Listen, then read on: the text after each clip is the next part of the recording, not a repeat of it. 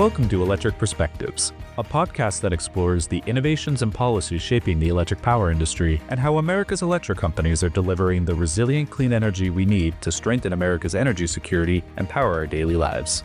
This show is brought to you by EEI, the Edison Electric Institute, which represents all U.S. investor-owned electric companies. I'm your host, Brian Real. Grid reliability is a top priority for the electric power industry.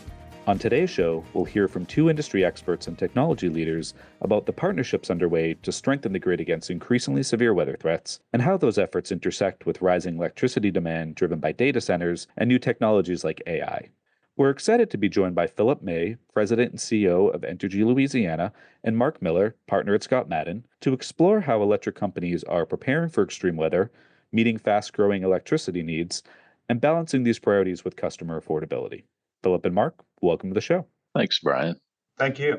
Phillip, to start, can you tell us more about Entergy Louisiana and about how many customers your company serves across the state, and maybe a little bit about how you fit within the bigger Entergy company? Sure. So Entergy Louisiana serves 1.1 million customers across 58 of 64 parishes, not counties. What's interesting about Entergy Louisiana is a very significant portion of our customer load, in fact, about 55%, is industrial load. So we have a very significant industrial load, and we're part of the Entergy Corporation. Entergy Corporation also has Entergy Arkansas, Entergy Mississippi, Entergy Texas, and Entergy New Orleans.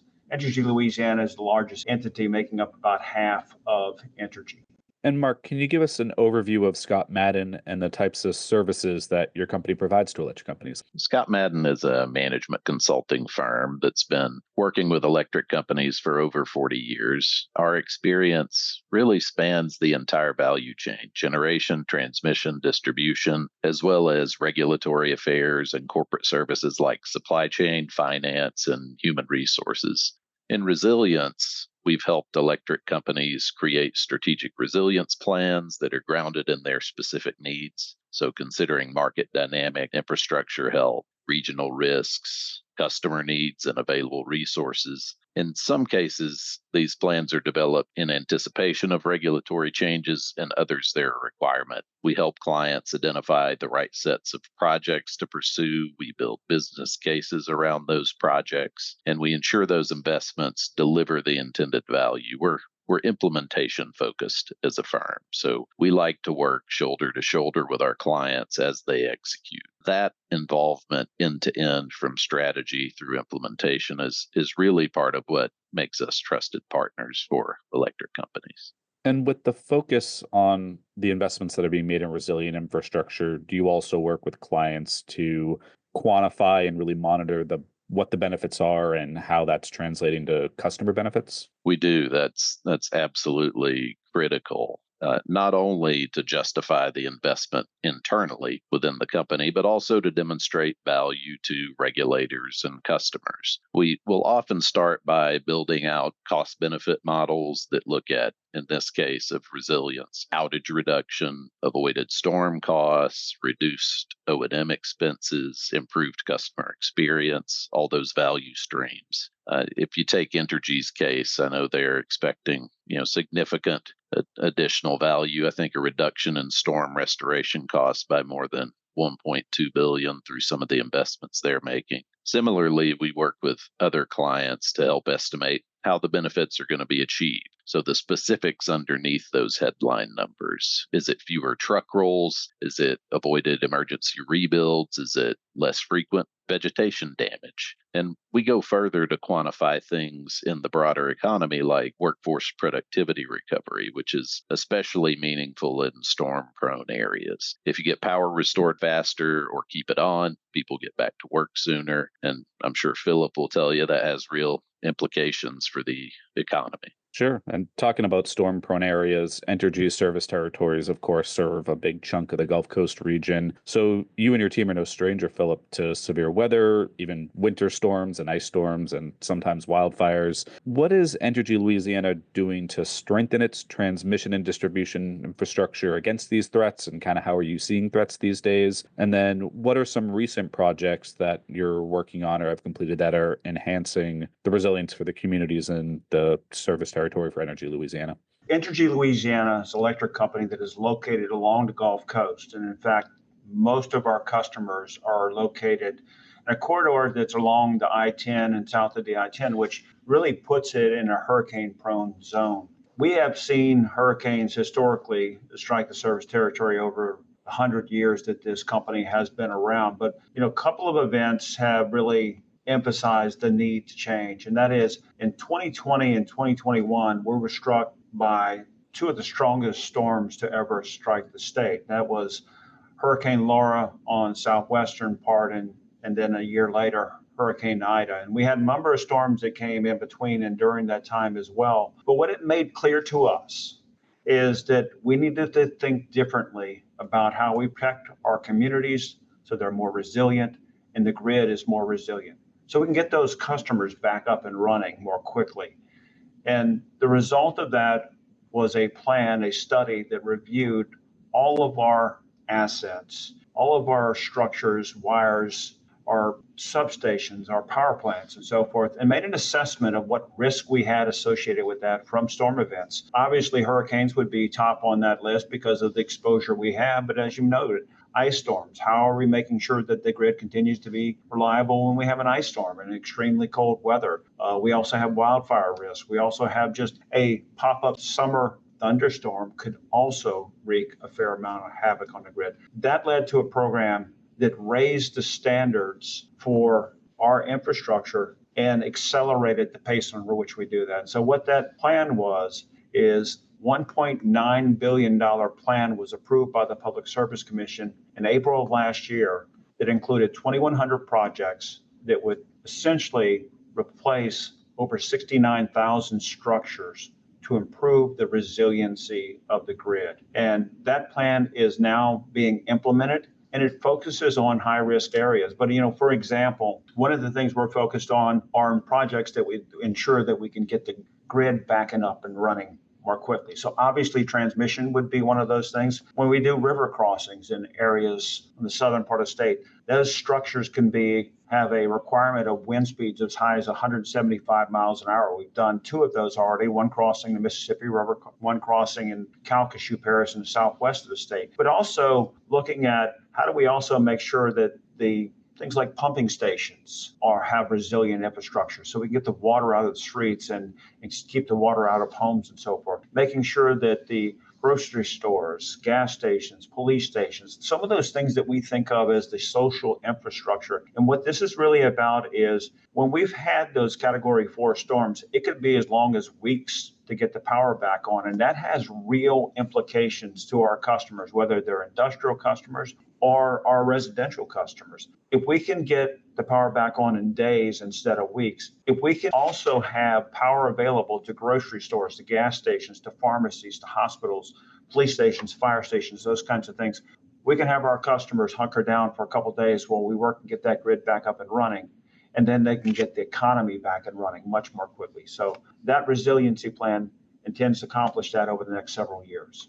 And when your company and regulators in the state are evaluating projects, do you look at, or do you try to quantify the ability to restore power faster, kind of what the lost economic activity would look like if it were to be a 2-week restoration versus a 4-day restoration? We'd have looked at what the implication of that is. And there's a couple of things. First of all, how did we decide which projects would go forward? And that was an economic evaluation. That economic evaluation looked at two primary things. One is avoidance of future costs for storm restoration. Between the 2020 and 2021 storm season, we incurred nearly $5 billion of storm damage from those seasons. So avoiding future costs is an important variable. If we can build stronger structures, if we can build a stronger grid, that means our customers would not have to pay for that in the future. The second part of that is avoidance of outages or reduction in the time of outages. We put a value on that, and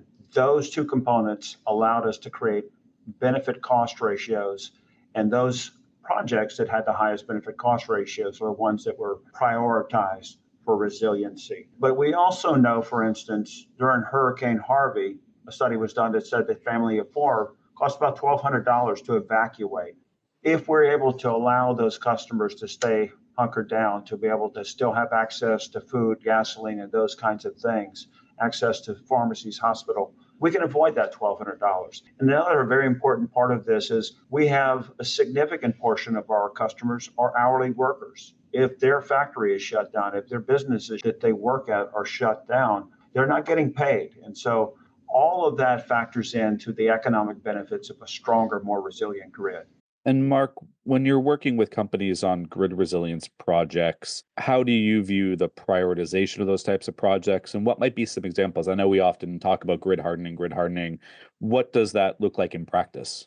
Well, every electric company is exposed to different risks. Beyond the weather itself, each company also has its own unique operating environment, its own asset condition, customer mix, regulatory relationships, and financial considerations. That's why we stress the importance of really tailoring each resilience plan to the specific electric company. So we help prioritize the right investments. Many include the types of projects that Phillip is talking about, pole hardening, grid automation, etc. We think of prioritizing resilience projects in tiers. First, tackle the structural vulnerabilities like aging poles, unprotected substations. In the Gulf region, that often means replacing those wooden poles with concrete or steel that can handle hurricane force winds. These upgrades don't just help prevent failures, they also extend the life of those assets to 30 to 50 years.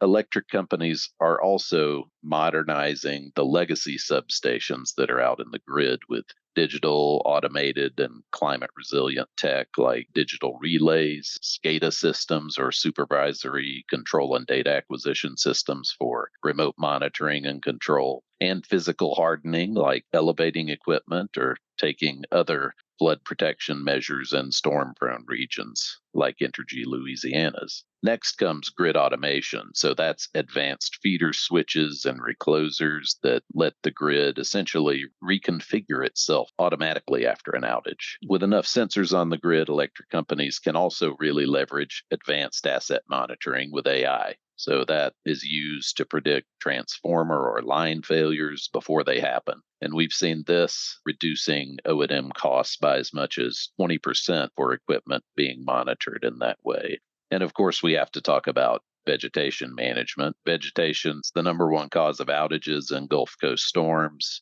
and companies are using tools like LiDAR, or light detection and ranging, and satellite imaging to transform their practices and the effectiveness. You can enable risk-based trimming, which we've seen deliver 10% plus savings in budgets. Targeted undergrounding is also important for lateral lines in high-density areas. That can drastically reduce outages, and each of those enhancements can be valuable to the electric company. The important thing is to integrate them into a plan, as you heard Phillip describing, that really reflects the company's actual risks, resources, and their goals. And the perspective that you, Marc, and your colleagues at ScottMadden bring to the planning, assessing, and implementation process, I imagine it's kind of informed by the experiences across the country. So I know at EEI, we like to convene and make sure we're facilitating learning best practices and even learning from missteps sometimes.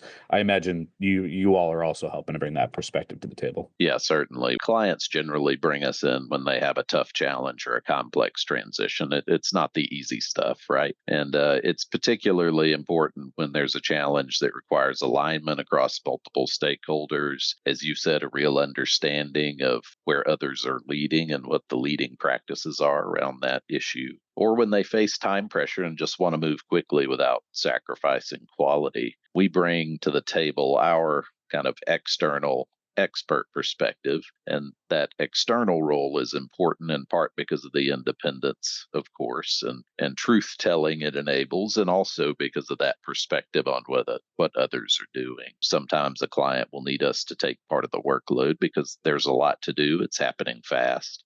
We're happy to roll up our sleeves, but really our focus is on long-term success for these clients. So in those cases, we're trying to build their internal capabilities with them and collaborate and transfer skills along the way so that we leave their organization stronger than when we arrived. And one of those factors for looking at long-term success, I assume, Philip, is customer affordability. I know for you and your peers leading the industry, that is always front and center. So as we're talking about the opportunities and the work underway to strengthen grid infrastructure, how are you balancing the need to keep customer bills as low as possible with the need to enhance grid reliability and resilience and also just to meet the rise in demand that we're seeing? Affordability is always top of mind for us as we think about our customers, because all these things are truly customer driven, right? The ability to continue to serve that load, the ability to get the power back on is a customer focus. As we thought about the program that we put before the commission, this $1.9 billion program is being done at a pace that can make sure that we're going to continue to maintain affordable bills. Louisiana has some of the lowest rates in the nation, and we want to keep it that way. And although we have lower rates, we do have a high energy burden because of use of air conditioning and so forth. Long hot summers does drive that higher, but affordability has to be part of the equation as we decide how we're going to prioritize the grid upgrades that we need to make. As Marc was going through the list of stuff we've done, all of those things are in our plan. For instance, as we talk to our customers about what's in it for them for these grid upgrades, we'd like to point to a real world experience that we had. Hurricane Francine, which struck last year, a Category 2 storm that came ashore on a path that was very similar to Hurricane Ida. What's interesting about that is one of the most vulnerable sites in Louisiana is an island called Grand Isle. Following Ida, we made very significant upgrades to that infrastructure. We put in undergrounding from some key points. We put in some redundancy around that. The pole structures that we put in were poles that were placed into 36-inch conduit, because part of the issue in that area is the soil is so poor. So it wasn't so much that the poles were getting broken. And we are using class 1 poles that are up to 150 miles an hour in that area. But to enhance the ability of the soil, we put in 36-inch steel casings to ensure that those poles stayed up. When Hurricane Francine struck that area, Grand Isle did not even lose power. And so the mayor, who frequently calls me on any occasion, was sure to call me and let us know at about midnight after the risk had passed that their power was still on, and they were very faithful. Part of that, as you mentioned, raising substations and so forth. The substation in that area where all that underground and everything connects so we can make sure we can distribute that power out to the islanders is raised more than 20 feet in the air. And that was a key component of having success there, is that approach that includes reclosers, as you mentioned, includes raising the substations, hardening the control houses and so forth. Strategic undergrounding to ensure that we have multiple redundant paths that are resilient, both from the overhead perspective and the underground perspective. All of that work together to allow that tiny success. And when we're talking about affordability, it really is about, we are going to see some additional cost in our bill. We're going to be ever mindful of that affordability. We're going to scrub our projects and make sure we do it as efficiently as possible. But we also have to remind customers what's in it for them, what they get out of a more resilient grid, the ability to have the power back on, to have the economy back up and running so they can get back to their lives sooner. That is a value of that more resilient grid and an important part of what you're going to get as a result of these investments we'll make together. And just thinking of how destructive some of these storms have been, I don't know I'll ever forget the stat from your team for Ida that the amount of poles destroyed exceeded Katrina, Ike, Delta, and Zeta combined. And that was a particular busy summer. So just knowing the hours that go into resetting each poles, not having to do that when the next storm comes through, certainly has time savings in there for crews and customers. Absolutely. And that was the case with Francine as well, because in Francine, Category 2 storm, we lost hundreds of poles instead of tens of thousands of poles. And a lot of that has to do, if all you have to do is pick up a wire, set it back on the pole, that saves a lot more time than having to rebuild the entire grid.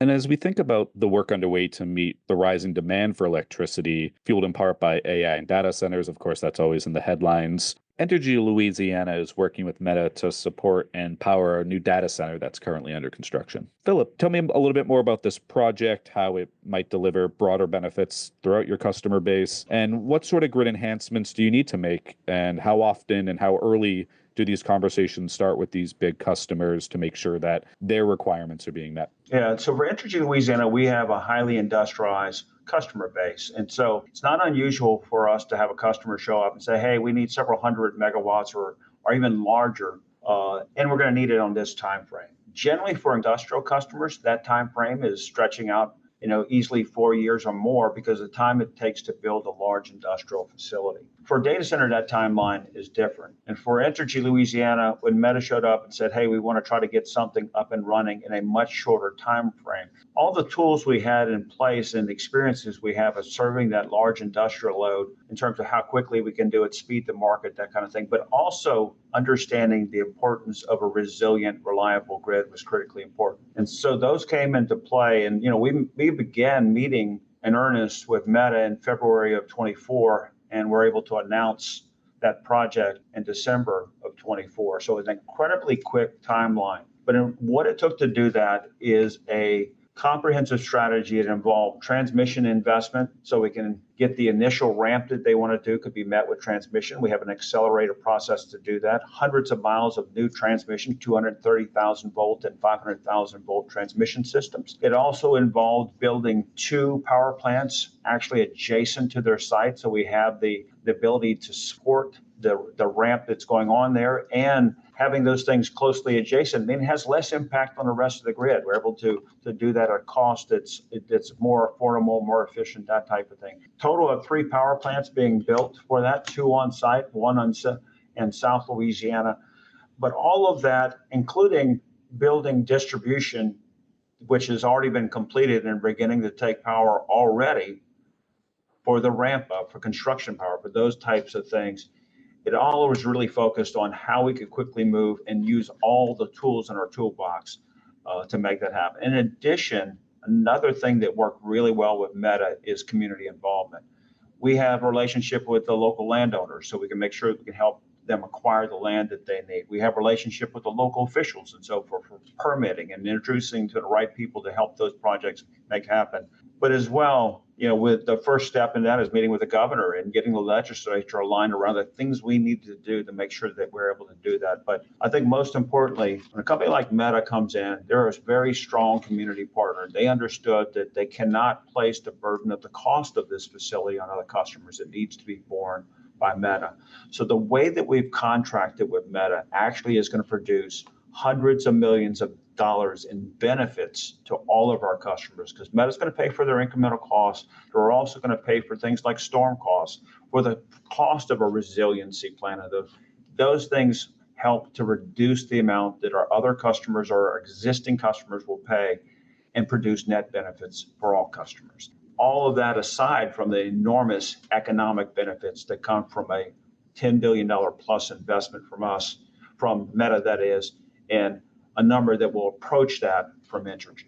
And from your experience, Marc, are you seeing similar projects underway across the US where big projects, accelerated timelines, and is this a new normal, or does it really just depend by the region? Certainly, there is some regionality to it, of course, but this is, as you know, Brian, an industry-wide theme in terms of growth. It's just accelerated in some territories, and we've anticipated demand growth from electrification, like electric vehicles, heat pumps, and industrial process conversion for a while, and more recently from reindustrialization that we're discussing. But the demand coming from AI and data centers caught many of us by surprise. I saw a recent projection from S&P that U.S. data center load reached around 46 gigawatts in 2024, with nearly 60 gigawatts expected in addition to that by the end of the decade, so by 2029.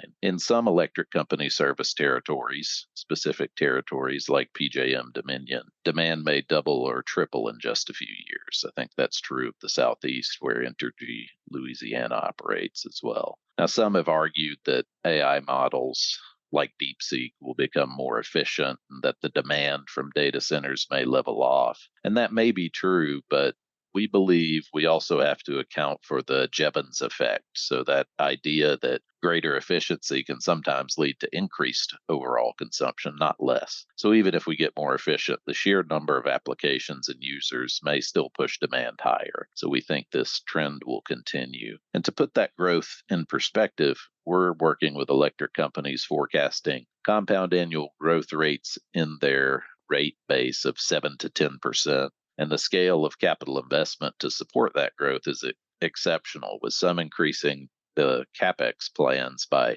20% to 40% over previous levels. So massive increases there. And that amount of investment brings both opportunity and responsibility. On the one hand, you've got a chance to modernize your grid and expand capacity to meet future demand.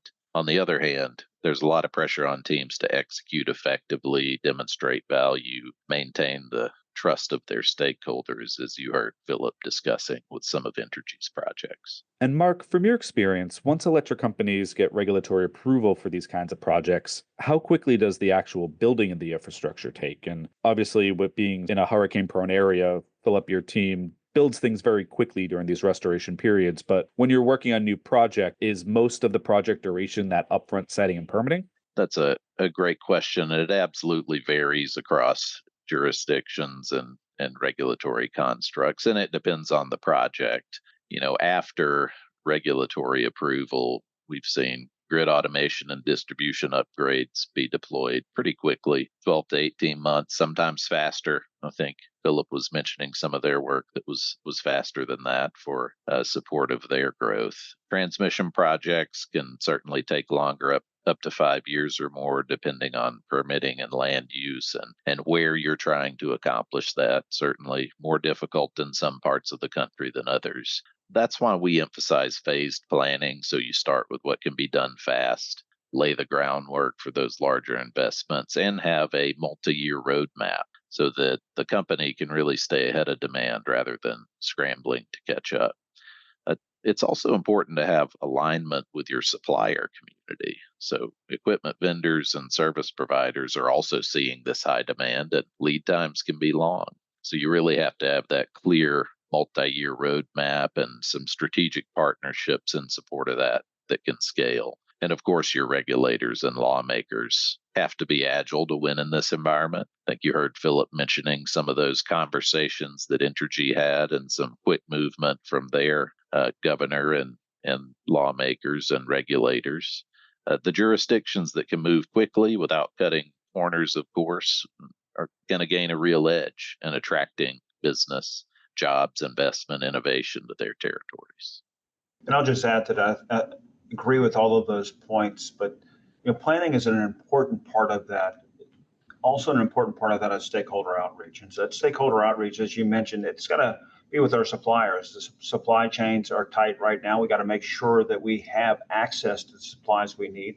We also need to be engaged with our regulators, with our customers, and so forth, making sure that we're aligned around what we're trying to achieve. What I find is that when we are aligned around what we're trying to achieve, what outcomes we're looking for, we can do incredible things. So that upfront work around alignment, the stakeholder outreach, I think is critically important. And that was certainly the case with Meta. And we can move fast. Once you have a plan, I think there's a saying, move slow to move fast. You have to have that planning done up front. You have to take the time necessary to make sure you can do that. Otherwise, the project will not move at the pace that it needs to be moved at. A metric here that I think is incredible that I like to quote from time to time. As we start to fully ramp up the work that we need to do in terms of infrastructure for Meta, at that site, we will receive 10,000 deliveries a day. And that delivery could be something as simple as a small part that comes from Amazon, or it could be a 18-wheeler full of pilings. And you got to think about, how do you stage that? How do you do that in a way that the locals are continuing to be able to get to work on time every day and be able to use the roads that they are continuing to use? So an enormous amount of planning comes into having a successful project. And that planning has to be inclusive of the local officials, the customers that are in that area, your suppliers, your vendors, and all that. So it has to be an approach that includes all of those groups so we can have a successful outcome. But if you want to move quickly, you have to spend the time up front to do the planning, and that planning has to include all of those folks that are involved. And I think importantly, including the local people. If not, you're going to hit a kink and the project will not move at the pace you hoped it would. We've talked a lot about transmission and distribution infrastructure, but how are you both thinking about generation and its role in maintaining reliability and strengthening reliability, those sort of metrics? I'll start on that. And look, when you have someone who's showing up and they want hundreds of megawatts, in some cases gigawatts of new load, that is likely going to require a response with gas generation. And the reason is gas generation can be done on a relatively quick time schedule. But we have experience and capability in building that gas generation. It can be done in a way that is sustainable. You'll be able to burn hydrogen in those gas units. You'll be able to do carbon capture and sequestration on those gas units so we can meet our sustainability goals. But importantly, these customers have load factors that oftentimes exceed 90%. That means you don't have the luxury of ramping that system down in the middle of the night or in certain times. They have to have power 24/7, and they're looking for reliability that is 99.9999. In order to achieve that, that's going to require something like a gas unit that can be ramped up and run most of the hours of the year. It also will include things, with Meta, for instance, we're also including 1,500 megawatts of solar. We're including a carbon capture and sequestration project on an existing gas plant. So it's an all of the above approach, but because of the scale, because of the need for around-the-clock energy, gas will probably be leading on the incremental generation along with whatever other resources we're able to do on the renewable side. In Louisiana, most of that's going to be solar. Phillip makes some great points. I think, he mentioned the 90% load factor, and, you need to have a generation asset that can run, consistently to be able to support a load like that. Reliability is always the foundation with these infrastructure build outs, but we also, with all the changes, need to plan for some flexibility and intelligence because the grid is becoming more dynamic, and that's distributed energy resources, changing load patterns, the ability to have real-time visibility and control. I think one important thing that I know Entergy has focused on and others that's just critical, almost as important, I would say, as innovation is standardization. When an electric company is adopting consistent engineering standards for their infrastructure, particularly the new infrastructure that they're deploying in their networks, whether it's pole materials or switch gear or what have you, they reduce complexity across the system. That translates into faster maintenance, easier training for field crews, fewer errors, better outcomes during storms and other high stress events. It's important for generation, transmission, and distribution assets. And of course, it also gives you some economies of scale when procuring materials and deploying your upgrades. And it improves interoperability. So the new assets integrate into the existing system. The other thing we're seeing related to this is an increased emphasis on integrated system planning. So, you can't sort of just plan for generation in its silo and transmission in its silo and so on. We all know that. But how do you integrate across all those portions of your network to make sure that it all works together, that it all responds well to the demands that are being put on it for reliable and resilient operation?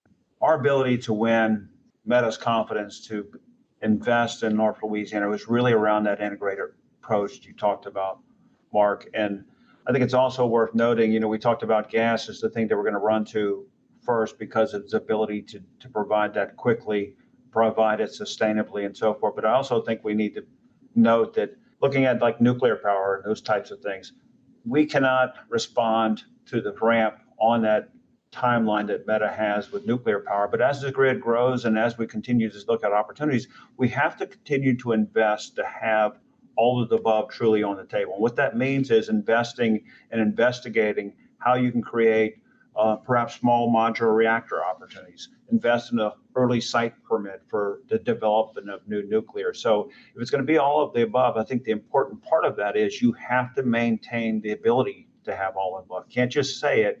You have to be investing, investigating, researching, and enabling that. And one of the ways we're doing that is through consortiums with our industrial customers, looking at how we can enable and accelerate new nuclear in Louisiana. Well, there definitely are a lot of moving pieces, so it's great to see all the careful planning and innovation that's underway.